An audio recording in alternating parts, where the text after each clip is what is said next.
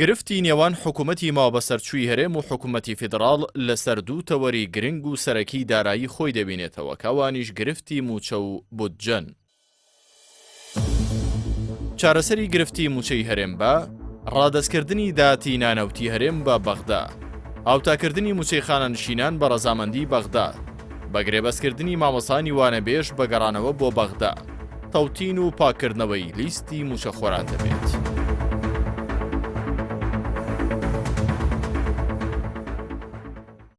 موچە پەیوەستە بە ڕادەستکردنی لە سەدا 50 داهاتی نانەوتی، هاوتاکردنی موچەی خانەنشینان بە ڕەزامەندی حکوومەتی سوودانی، جێبەجێکردنی بە بانکیکردنی موچە، پاکردنەوەی لیستی موچەخۆران لە ناوی دووبارە و وەهمی و کۆتا خاڵیش هەڵوەشاندنەوە یاخود وەرگرتنی ڕەزامەندی بەغدا لەسەر بەگرێبەستکردنی مامۆستایانی وانەبێژ.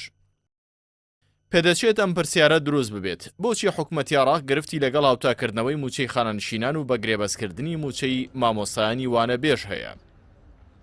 وەڵامەکەی ئەمەیە: حکوومەتی پارتی وێشێتی پێشهەڵبژاردن و بێگەڕانەوە بۆ حکوومەتی فیدراڵ موچەی ئەو توێژانەی بەرز کردووەتەوە و بۆ پڕکردنەوەی کەلێنەکەش داهاتی ناوخۆی هەرێمی بەکارهێناوە، بەڵام سۆران عومەر ئەندامی ئەنجومەنی نوێنەران و سەرۆکی فراکسیۆنی کۆمەڵ بە پەیامی ڕاگەیاند حکوومەتی ناوەند ئەم بەڕەپارەی حکوومەتی هەرێم ڕادەستی بەغدای نەکردووە و بەسەر خانەنشینان و وانەبێژاندا دابەشی کردووە لە موچەی فەرمانبەرانی بڕیوە.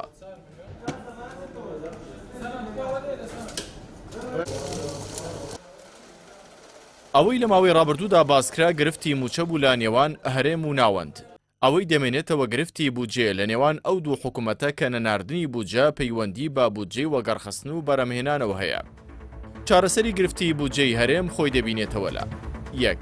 ڕادەستکردنی نەوتی هەرێم بە کۆمپانیای سۆمۆ. 2. کەمکردنەوەی تێچووی بەرەمێنانی بەرمیلێک نەوت لەلایەن هەرێمەوە.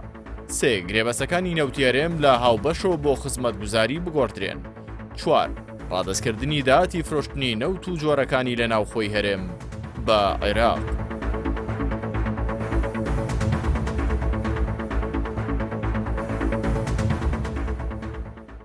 نزیکەی 2 ساڵە هەناردەی نەوتی خاوی هەرێم لە ڕێگەی بەندەری جیهانی تورکیاوە ڕاگیراوە و مەرجی بەغداش ڕادەستکردنی ئەم بەرهەمەیە بە کۆمپانیای سۆمۆ.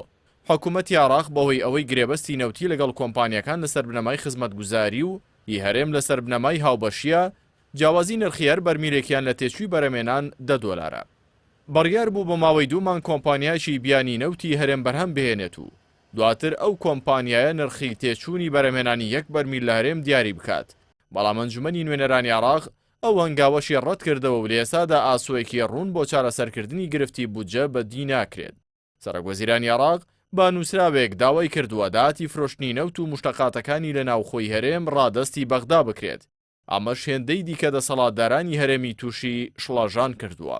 بەم شێوەیە گرفتی موچە و بودجەی هەرێم باڵپەسێردراوی ماوەتەوە و هەوڵەکان نەیانتوانیوە قۆناغا چەق بەستووەکە ببەنە قۆناغێکی باشترەوە.